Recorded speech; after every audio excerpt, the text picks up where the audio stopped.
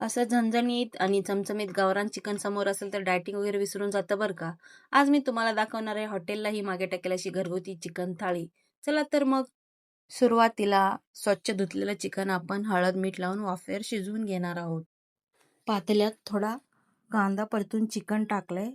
याला झाकण ठेवून सततच पाण्यात शिजवलं की चव खूप छान लागते. आता यात गरम पाणी घालून छान उकळी काढून घेऊया.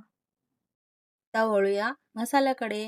इथे मी भाजलेला सुकं खोबरं, आलं, लसूण, भरपूर कोथिंबीर घेतलं आहे. हे सर्व मिक्सरला लावून एकदम फाईन वाटून घ्यायचे. सर्वात आधी आपण बनवूया चिकन सुकं. कढईत तेल गरम करून त्यात थोडा कांदा आणि आपलं तयार हिरवं वाटण परतून घेऊ. यात सगळे मसाले परतून घेऊ. मग लाल तिखट घालून शिजलेले चिकन पीस टाकायचे. मसाला चिकन व्यवस्थित कोट झाला की वरून भरपूर कोथिंबीर टाकायचंय. बघा किती मस्त दिसते झणझणीत.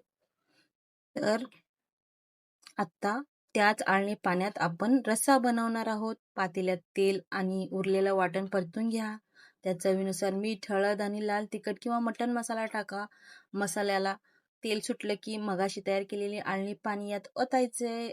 रश्याला कडकडीत उकळी येऊ द्या, म्हणजे वरती छान तर्री येईल. वाटतं ना छान.